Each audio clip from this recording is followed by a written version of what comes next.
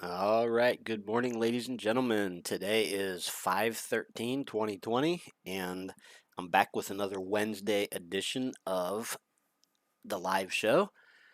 Welcome, and there's a lot going on, and I thought we would take a look around the different markets and take a look around at some of the open trades and see what we can figure out. If you've been watching the market over the past week, you know that we've had some pretty interesting stuff happen. we actually what we've had is sort of a big, let me get rid of that. We've had a pretty decent rally off the lows, as you know, and just the past couple of days here, starting yesterday, had a little bit of a sell-off, and this morning Jay Powell was giving a speech and taking some questions and kind of briefly spooked the market a little bit. He didn't sound as upbeat as normal. He was had a lot of negative things to say, which kind of makes sense, but at least he was sort of a realist. Anyway, I thought we would take a look around the different indexes real quick, and then we'll get into some of the trades that are open. This SPY chart I have nothing on the chart, no moving averages or indicators or lines drawn or anything. So it's kind of interesting. I like to take a look at just a chart with sort of fresh eyes because I keep all my marks on the actual S&P chart, which I'll show you in a second here. But interesting that there's a level here, right? Sort of a double top. And the other interesting thing is that we've had these little sell-offs, right? There's a little sell-off there and then a rebound. And then a little sell-off here and then a rebound. And as we speak, it kind of looks like, we're sort of in the midst of another one of these little sell-offs. Now these were just a couple of days, right? And so we're kind of looking at the same thing here. Although today, as I speak, starting to rebound a little bit, but it's pretty clear that this level here is fairly significant resistance, overhead resistance. So a lot of people are shocked and surprised at the rebound that we've seen, and obviously the Nasdaq has rebounded even more than the S&P.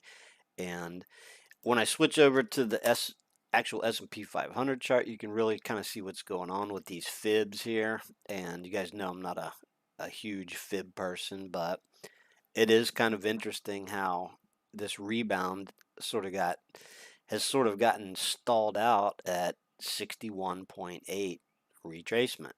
So just that simple fact made me leave the fibs on this chart. I drew this trend line, which I suppose this is a valid trend line, and I saw a technician on CNBC last week that had a similar trend line, and he actually had like a channel drawn like this, which is kind of interesting, but you can see what's happening here is just by virtue of the market sort of going sideways, it broke this trend line yesterday, the first down day. So, and of course, there's this big sort of resistance zone right here. So it's going to be interesting to see what happens from here. The market has been extremely resilient, right? Every little sell-off, like these little sell-offs that I pointed out on the other chart, haven't really gained any traction to the downside. And it seems like, and even as we speak here, early morning sell-off, and then we're getting a fairly significant rebound here. And so it just remains to be seen what happens. Obviously, everybody's heard the market is not the economy, which is kind of obvious, because the economy, just like Powell said, is going to take a long time to heal. Unemployment through the roof, places closed, businesses doing a lot less business than they were. Even places that are reopening are doing a lot less business. So anyway, it's the economy's kind of a mess. I think I saw Goldman Sachs last night came out with an estimate of like minus 39% GDP growth or something for this quarter that we're in here, the second quarter. So I don't know. But then again, there's a lot of liquidity that's flooding into, the Fed and the Treasury have flooded liquidity to try and keep things from getting too bad, I guess, and it's finding its way into the market. So there you go. There's the S&P. There's the big battle line up here. Call it, this high right here is 29.54. So, the high yesterday was 29.45. So 29.50 is basically like sort of the level to beat, right? That's the big upside resistance. So it is what it is. Take a look at the Dow real quick. What did I don't even know what I just typed in. There's the Dow. Dow's struggling a little bit more, right? It's kind of hovering around. Doesn't look quite as resilient. And see, that's one of the things when you look under the surface of the market, you see a lot of sort of odd things. Notice how this low was considerably, or I'm sorry, the high was considerably lower than this low. So the Dow's kind of getting squeezed into a little thing here, and today you're basically like sort of testing this little short-term triangle here. So if we sell down or whatever, then there's a chance that the Dow could come back down, and this is a pretty big support level from back here. So it's a tale of different markets. The Dow, the S&P, and Nasdaq all kind of look different.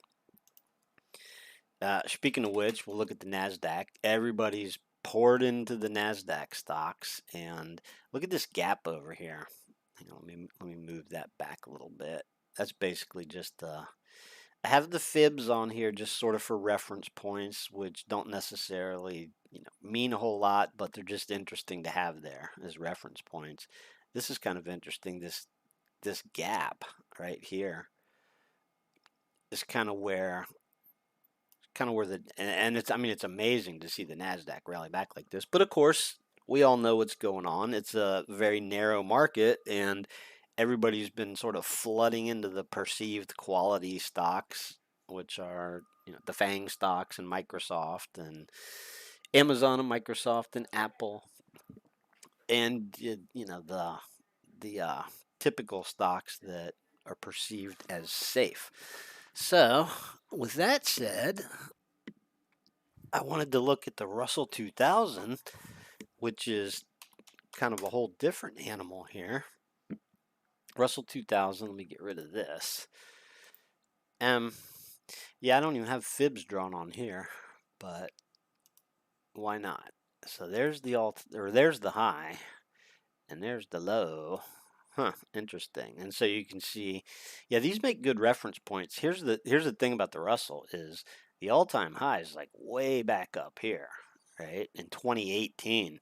So I made a lower high here, and so, I mean, there's a couple of spots. I could actually start this from where the sell-off happened. That actually kind of fits better. That's the thing about fibs is you can kind of you can draw them from the bottom up or the top down, and so just little sort of perception. So basically, the Russell is kind of the weakest of all the indexes, right? You can see it's sort of just tested just barely the 38.2 this morning. So, and again, it made a high back here at the end of April, and a lower high over here just recently.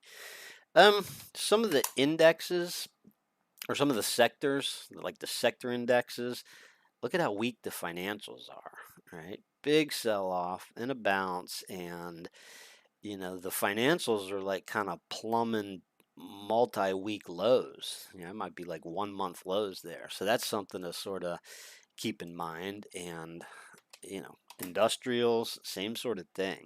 Industrials are just kind of in this, they're just kind of in this sideways channel and not acting extremely resilient, to tell you the truth. I mean, look where, big sell off and then kind of a bounce or whatever, but just barely sort of hanging on. And so when you look under the surface, things aren't necessarily, see the energy there. Some of this stuff is kind of looking, kind of looking a little bit dicey.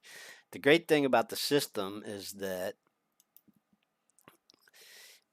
let's look at the utilities here. Yeah, they're kind of, they had a big bounce and then selling off here. The great thing about the system is that, I can sit here and say, well, boy, things are looking a little sketchy here, and I might think, wow, this market looks like it's ready to roll over, but the system itself is going to, go about its business like based on, based on the numbers and the data and the charts and all that. And so as cautious as I might be, and I think it's the financials that really sort of have me looking at this. And there's an old saying that, you can't have a real bull market without participation by the financials. So anyhow, as much as I look around this and think, oh geez, we could be getting ready to roll over again, the system's just going to go about its business and do what it does, and pick the stocks that have pretty good pretty good setups, and it is what it is. And so I thought maybe we would take a quick look at that. Here's what I wanted to do today. You can see here there's quite a few open trades, right? Individual stocks have been doing really well. There's been lots of nice setups too and chart patterns, which we'll see some of these. And so, we had a bunch just trigger here in the past couple of days, and then we've got some that have been in here for a while. Here's what I'm gonna do. I'm gonna sort these by date, and then we're gonna start, with the oldest one, which is this DocuSign here, and just take a look through these charts. And some of the newer ones, I don't have all the markups on them, and so I can add some of the marks. But this is the oldest of the batch here. DocuSign it's been open since back here, right? And you can see sort of the progression of the stops. Blew right through the target, right through that target, and just kept on trucking. So this is pretty decent looking chart too. Additional strength in the market. This thing looks like it could just bust out.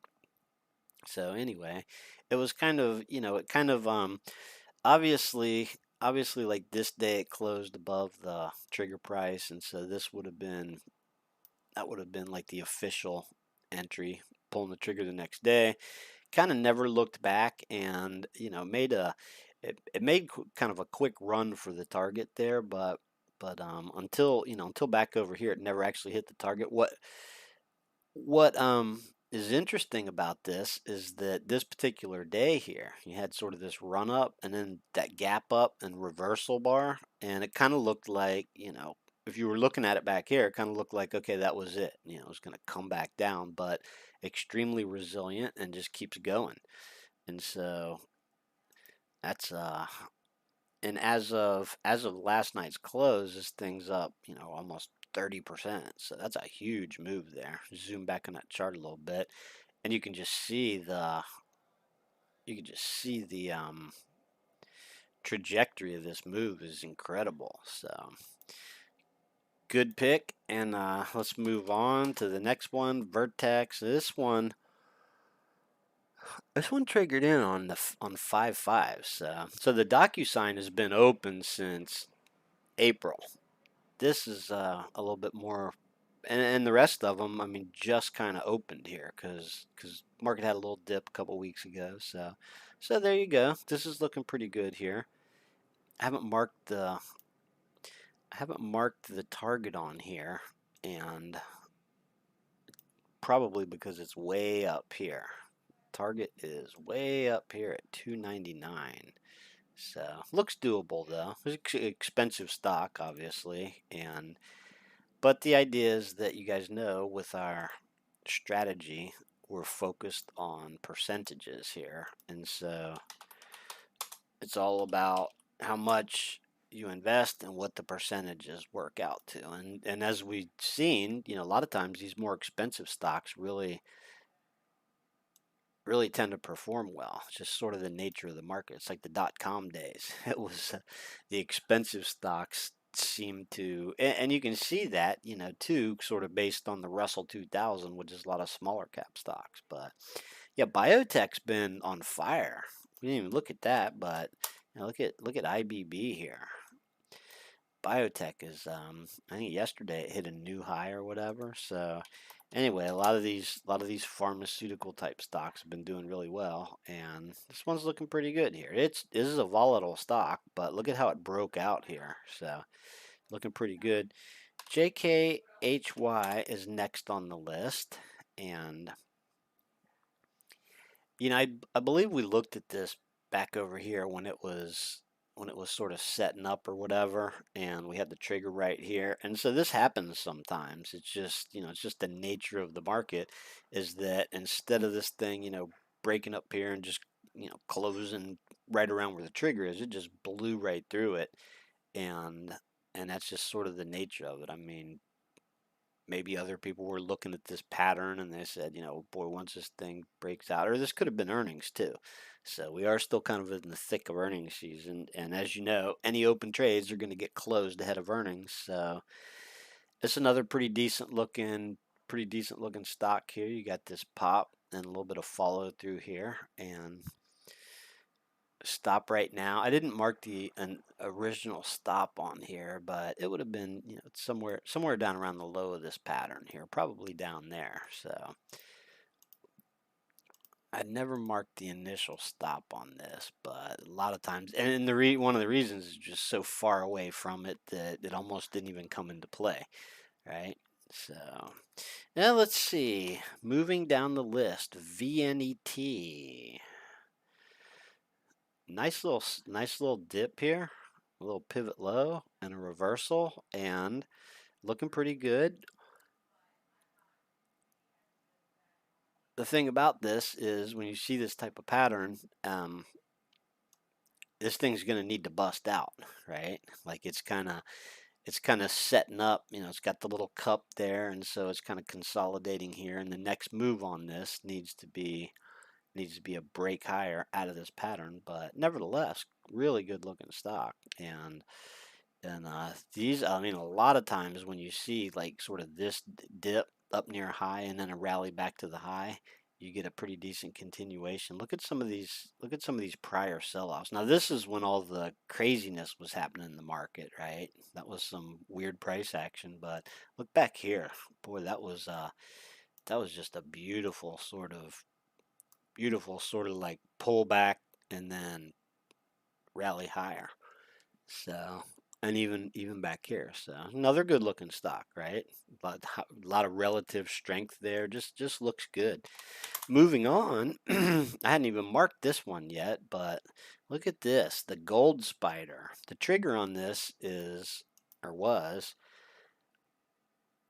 161.25, and so that's going to be. Let me back over here. Let's see. The date was 5/7. So this is the, what did I say, 161.25. So that's going to be up here a little bit. So this is the day that it actually triggered in. And, of course, GLD does not move like some of these individual stocks, right? I mean, even though it looks like a lot of ups and downs, then the percentages are a lot smaller. So gold's kind of, gold has had a huge run and it's got a pretty nice consolidation going on here. And so let me just mark this trigger. It'll be interesting to see. It's kind of it's a little bit of a contrarian play, which I suppose is good because the market's kind of on the fence post now, right? Like we looked in, it could seriously go either way. And as we've seen in the past, gold tends to actually be a little bit counter to the overall market. Interestingly enough, I mean, gold's been pretty strong, other than like it tanked when the market tanked back in March. big sell-off real quick, but look at that rebound back to the highs. And so it's honestly in the near term here, it's looking pretty good. Looking pretty good. Let's see, the trailing stop on this right now is at 158. So like just sort of down below this little and so there's not a whole lot of risk there. I mean, that's absolute minimal risk. And of course, you know, with with absolute minimal risk like that, let me move this right to where it goes. So there you go. There's the stop right there. I mean, that's a just basically a 2-day range right there. So there's the T stop right now. The problem with that is that these really super tight stops like that can get taken out fairly easily, right? So, but I mean, it's a good risk reward here, really good risk reward. And also, when the day that this triggered in, it gapped down a little bit the next day, and so you know, could have this little poke back over 161.25 would have been the actual trigger. So there's one that you know you could have basically got in right around the trigger price on. So it'll be interesting to see how this one plays out, right? It's gonna, it really needs to take another leg up here, is what it needs to do. And that looks entirely plausible. This is a pretty good consolidation. So keep an eye on gold. JD's a pretty nice one, right? Remember, had this, so this one, JD triggered in on 5/7, which was this day here. And you remember I had this channel drawn, and I think I had, at one point we were looking at like the pending trades, and of course I've moved everything around, but so this thing just, you know, it closed here and then it gapped up and it just kept going, and so now it's probably really close to the actual adjusted target that you would use. Like, we talked about this before on many shows. Since it gapped up here, you know, since it closed over the trigger, the idea is the next morning, if it's trading over the trigger price, which is more of like considered a barrier, like it's gotta break through the trigger barrier in order to get anything going. And so you don't really have to, you know, obviously it's, the system is designed so that you don't have to buy at the exact trigger price. As a matter of fact, when you get a gap up like this, as I've mentioned before, it's not a bad idea to maybe take a half a position and then maybe set, you know, maybe set a limit order at the trigger price for the other half of the position, in which this, in this case, you might as well just cancel that because obviously it just took off and hasn't looked back. But, and then the other idea is that you can compensate for the difference between the trigger price and the entry by adjusting the target, right? So, you know, so the trigger price was 44 and a quarter. That open was 45.84. So you're talking, you know, just under a couple of bucks. So, you know, you add that amount to this, and then it's up here, and then it's basically the same thing. The distance from the trigger to the target and is equal to the distance from your entry to your adjusted target to compensate for that. So it makes it real simple. I don't, sometimes I put those on the charts, but I like to leave the actual target on there. Anyway, yeah, this is a really nice move here. And, you know, obviously, you know, we have no control over the market and the system has no control over the market. And so, yeah, it's kind of a drag when, you know, you got a stock that's triggering in and then the next morning you get a huge gap up and you're trying to decide whether you want to, you know, whether you want to pay up or whether you want to wait and see if it comes back down. But I mean, obviously we have no control over that. And in this sort of crazy environment that we're in, you know, stocks are going to gap up and gap down, and the market's going to gap up and gap down. And so all we can do is basically work with what the market gives us. And so, you know, I've thrown a couple of ideas out there for that. So don't sweat the small stuff, right? This one's kind of weird. This is really weird. This IOVA, and all I can gather, and of course it's a biotech stock, what I gather here is that the ranges, the percent, well, let's look at the ATR here, all right, because this one, okay, so this stock's moving, $2.50. Up here it was like, 267, 230.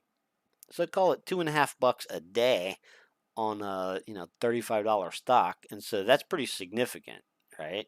So this is the type of stock that's moving, 5, 6, 7% average daily range. And that's how it was able to basically, hit the target in one day. Right, and it's a pretty significant target too, 33.50 to 36, and then I mean, look at this, right? This high up here was almost 39, and so extremely volatile. And the stop, which was like sort of down, look at the range on this particular day here. Jeez, 30 to almost 34. Right, so that was well over a 10% range there, and so that's why this one looks so crazy. The chart itself doesn't look all that crazy. I mean, the chart looks perfect. If you didn't look at the price scale, it looks very similar to one we looked at a minute ago that might only have like a 3% range, and so it's just and the system uses the average range over a month's period of time as sort of the basis where everything gets calculated. So anyway, that was a pretty nice one right there. Even as of yesterday's close, which it sold back down, it was still 7% higher than the trigger. And in this case, when it triggered in the very next day, hardly any of a little bit of a gap up, but hardly any of a gap up. And so this is one that fortunately could have been entered, very close to the trigger price. Moving on. Excuse me. VIPs. My new headset that I talked about last week, it doesn't have like a little mute button like my old one did. So it actually, I think I can mute it by folding up the mouthpiece on it, but that's kind of inconvenient. This is kind of interesting. I mean, it's weird. You remember we had a really decent trade in VIPs like back over here in late March, early April. That it blasted off, hit the target, came back down, and here's where it got stopped out, right here on this big down day. And so big sell off, and the pattern basically just set up again. Right, and we see this sometimes. We've seen uh, the same stocks sort of set up over and over. And what's interesting about this, look at how this downtrend line is practically parallel to this one. Pretty interesting. And so, now this is a case where unfortunately, the trigger was basically like sort of right over this resistance area, like a nice pullback, and then, it was setting up down here for a rebound. And so the trigger was like just over sort of the highs of these previous days. And then, of course, the day it triggered, it just blasted through that trend line, blasted through these highs. And, for all I know, it could have been earnings. I'm not sure. But anyway, long story short, so, this is basically like sort of the entry area. And I know it's a little, as volatile as this is, it's a little tricky to want to pull the trigger way up here. Pull the trigger way up here when the trigger price is down here. But look over here. Look at how there was this long range day, a couple long range days, and then a really kind of a sell down, which is kind of reminiscent of yesterday.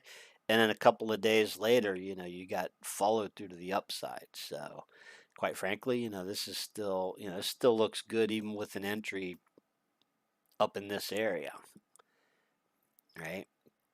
Now, of course, I don't recommend this, but I know some of you in the past have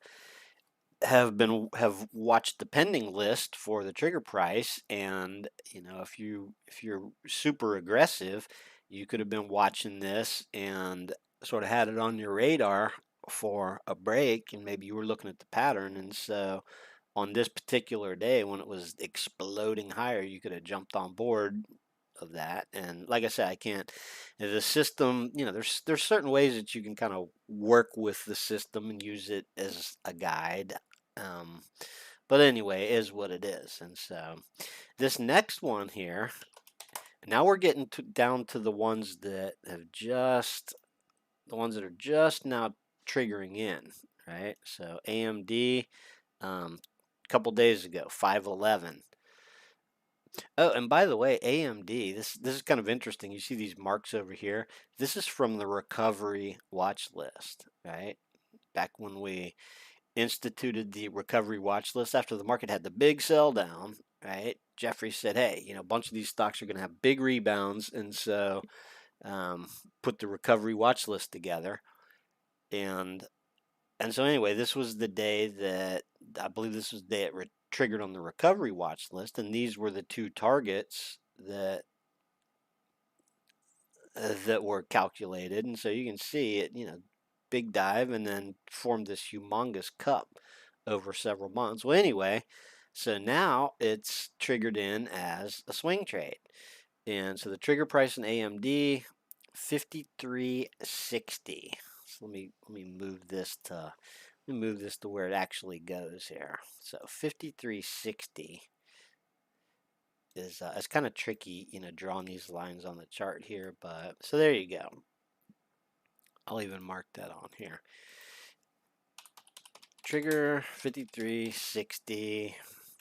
I put the stop on here, 51.40, where the stop is right now, which is just basically kind of right below. And AMD's got some pretty long range days too. It's relatively volatile stock. T-stop down here, 51.40. And looking pretty good, Nice little, had the big rally, and then nice little, dip here, and then a reversal. And so here you go. And here's kind of the, the cool thing about it is, another way to sort of play the system is to say, well, geez, blasted through the trigger price and then gapped up the next day. And sometimes they just keep going. Other times you're a little iffy on it, so you might say, well, let's just give it a day and see what happens. And then, on this down day here that followed, this is one where placing a limit order at the trigger price, at the exact trigger price, you've got to fill. So yesterday's low was not quite there, but today it poked it, but close enough, right?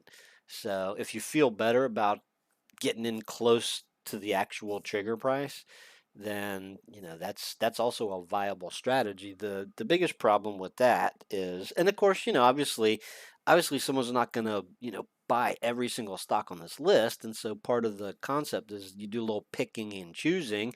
And of course, people like AMD. AMD is a very popular stock, and it's a very strong company and robust. And so, a lot of these stocks that you see on the list are the kind of stocks that, if you pay attention, are performing really well, right? Even with the overall market kind of languishing, some of these, in like this next one here. So AMD looking good, like Teladoc, right?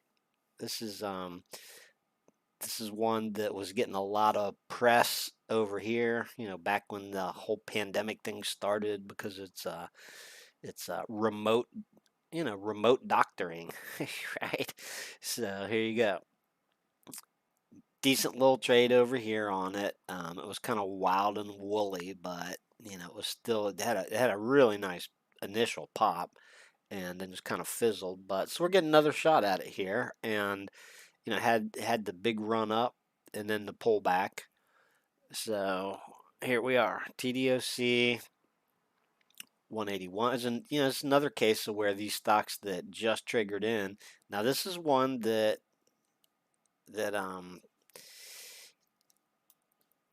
if you placed a limit order if you placed a limit order to get filled at 181, it didn't happen. It didn't pull back enough. So, and that happens sometimes, right? So, but then yesterday, it did kind of pull back sort of close enough. And so it's just a matter of what the stock does. All right, so moving on, LRN. This is something got mixed up in our database, and this LRN had the wrong company name on it, and I fixed it on the open trades a couple of times, and so I sent a message to Jeffrey. Something just got scrambled with the company names. So it's the ticker symbol. Um, the ticker symbol is obviously the important thing, and whatever that company name was on there that was incorrect, you could tell by the difference in the price, like which one it actually was. So I had to fix this a couple of times, but I think going forward will be okay. So trigger on this 23.50, and it's basically trading right around that price here. So not looking too bad. Big run up. The sell-off was kind of a little bit weird, but it is what it is. Like I say, we don't, obviously, certain stocks have just crazy price behavior, which we have no control over. But the system detected, this move from up here to down here, which was, 26 to 21, as a sell-off, and now it's sort of rebounding, and so it doesn't look too bad, to be honest with you. The only thing that bugs me about this is, and I'm not positive on this, but let me just look. I think that this could be, well, let's see. No, this is, yeah, virtual. Okay. This is like a virtual education type of thing, and a technology-based education company. Online curriculums, educational services to facilitate individualized learning for students in kindergarten through 12th grade in the United States and internationally. Well, geez, that sounds like that sounds like a pretty decent. I'm surprised. Hang on, let me zoom out on this. Huh, that's interesting. I'm surprised that this is not, gaining more traction, because that seems like exactly like the type of thing that you want to be into right now, right? Remote learning, kindergarten through 12th grade. So, anyway, this could be an under the radar sleeper stock, right? Because, it's not performing like Teladoc yet, but it is what it is. It's similar sort of concept, only in education. So anyways, let's see. The stop right now is at $22, which seems awful tight, but it is what it is. There's a really tight stop there. $22. So not a whole lot of risk, and it's 22 even. So let me mark that on here. T stop 22. I'll turn that red real quick just so we know what it is. And this one still looks completely viable. Like if I was looking for something new, right? And I hadn't pulled the trigger on this, and I was sort of looking for something new, this looks totally viable, like on a rebound back up through this trigger. And so, I mean, you'd be risking $1.50 on this, which is not a big deal, but I mean, it kind of looks pretty good. It makes me this stop makes me a little bit nervous because it's above this little low back here, from last week. What day was that? Last Thursday. And so, I mean, with these ranges here, it looks like that stop is like really close, but the system knows better than I do. So, moving on. And so anyways, this one's like just triggering in here. So it just triggered in yesterday, like literally right at it had on the 11th here, it had the close over the trigger price by a nickel. And then yesterday trading right at the trigger price, even today trading right at the trigger price. So you never know, stock like this kind of looks weak today. By the end of the day it could rally up and continue sort of this short-term rally it has. So now we're getting into the stocks that are just now sort of triggering in past couple of days. So here you go, Hormel. This is actually a pretty nice pattern. I like the look of this. You got this real nice little sort of sell down that kind of turned into what looks like a cup. And look at this move, this side of the cup forming here. That's really nice looking pattern. So trigger price 47.30, trailing stop sitting right at 46 bucks, which seems like an ideal place for it too. Let me zoom in a little bit so I can get this accurate here. So there we go. It's close enough. So there's the initial stop. Sometimes I mark it as the initial stop. I'm going to move that back a little bit because it's probably going to trail up. It's not going to surprise me to see this trail up tonight. So I'll just mark this T stop 46. And yeah, this is it's a pretty good looking pattern here. So there you go. Let's see, the target on this is 50.25. I'm going to mark that on here just so I can see sort of where it is in relation to this prior peak here. So that's kind of nice.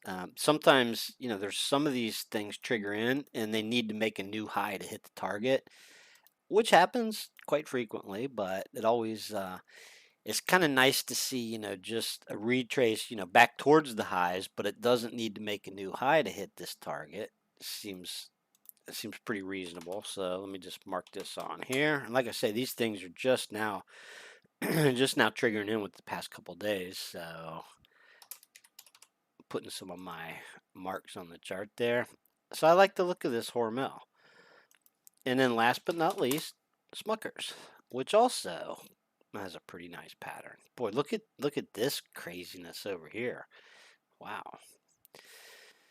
Yeah, and I mean, it is what it is, right? The market's been sort of nuts, and back in March the market went crazy, and so whatever whatever sent it up, it came and like retested where it was, and then it's been acting pretty decent since then. So a lot of times a stock will just go nuts based on what was happening back in March or whatever, and then the dust settles a little bit, right? We always talk about after a big sell-off, like letting the dust settle. So this looks pretty good. The dust is kind of settling here, and so this is actually triggering in today, right? So this is almost perfect here. If you check this out this morning. So let's see, 117.50 was the trigger price. And so yesterday, look at how yesterday it pushed way up and then kind of faded back down. And then so the idea is the close over the trigger price, get in the next morning. And so this one's actually ideal because this morning it opened essentially like right around the trigger price and it's getting a little update here. So let's see, I'm going to mark the initial stop on here, which is 113.30. Seems pretty reasonable. Sort of, let's see, what's this low here? That's 113.53. And so 113.30 is basically going to be just a little bit, just right around that low. So makes perfect sense. This pattern is shaping up pretty well too. It kind of looks a little similar to the previous one, Smuckers there, where it had sort of the rounding bottom, but So here we go. Initial stop. I'll mark initial stop here since this one's triggering today. 113.30. So there we go. And you can also see that you can kind of draw a trend line across these highs here. You can kind of see what's happening right here. Right? Oh, sometimes my trend lines don't like to cooperate, but close enough. Close enough. So there you go. Nice run up, nice little sort of pullback, coming off the pullback and looking for a continuation rally higher. So let's see, the target on this is 123, which I will go ahead and mark now. Right up around there. Looks doable. And I don't believe, I mean, it's a little bit of an expensive stock, but I don't, oh, I made that the wrong color. The target is supposed to be green, not red. There we go. I'm used to marking so many, trailing stops on these things that my first instinct is to go with the reds. So, all right, so there we go. Target up here at 123 looks completely doable. And again, it doesn't, it needs to get up towards this high, but it doesn't need to like make a brand new high to get up there. So, yeah, totally reasonable. And of course, after today, if it's able to sort of hold this move here, I would expect that stop to come up pretty quickly within the next couple days. So anyway, there you go. Seems like a lot, but it actually did seem like there's quite a few open trades here, but it's basically a function of the fact that some of these chart patterns look pretty darn good, right? I mean, regardless of what you think of the overall market, this is a pretty darn good looking chart pattern here. And, and this is a beautiful pattern here. This stock is obviously, getting some accumulation here after this pullback. And so can't argue with that. I'm not going to look at the pending trades today. Recently, well, here's the thing is like recently, there hasn't, past couple of weeks, there hasn't been a whole lot of open trades. And so I'd look at a few open trades and then take a look and see what the pending trades are. But you can look at those on your own and see where the current price is and the trigger price is and all that type of thing. And so I think I'm just going to leave it here and not keep you. And so one more quick look at the S&P. It's kind of all over the map. Seen a lot of intraday volatility here, right? We had that big sell-off that gained steam yesterday, and then, Powell was talking at 9 o'clock, so that was pre-market. You're not even seeing the sell-off pre-market on here. And there's a lot of sort of choppiness. The market just sort of it feels a little bit vulnerable, right? But then again, you guys remember like I basically had like this zone marked without the there we go. I took that off the chart at some point, but I mean basically basically we got this big sort of sideways range here, and it's a couple of 100 points, maybe a little bit more of it, but it is what it is. And so the market's kind of been chopping around in this range just because that trend line, it's it's not really arbitrary, but just because that trend line is getting broken doesn't mean a whole lot. But let's look at something else too. Look at the 200-day moving average. Is it's acting like two magnets like magnets that when you turn them around and they kind of push against each other, right? And so that's a big point of overhead resistance. And the other thing to take a look at here is this MACD, right? And let's see, there we go. This is my MACD RSI chart. So you can see how, markets sold off and then bounced, and that MACD went positive. As the market's been kind of going sideways here, even though it's been, moving up and seeming resilient, the momentum like has been sort of waning here the past couple of weeks, and so this MACD's like threatening to go negative. So anyway, if we get any more downside here, then that MACD may go negative, and so we could see a retracement. The other thing to look at is the past two times at the beginning of the show I showed like that sell off and that sell off. Both those times you broke below the 9 EMA and then regained it really quick within a couple days, and so here we are below the 9 EMA again. And so the question is, this time we actually going to sell down to maybe this lower support level, or are we going to hold it? It's very hard to tell. I mean, we're in very much of a news-driven environment right now, so we'll just have to see. So anyway, I'm going to wrap it up, and I appreciate you tuning in today, and we will see you back here next week.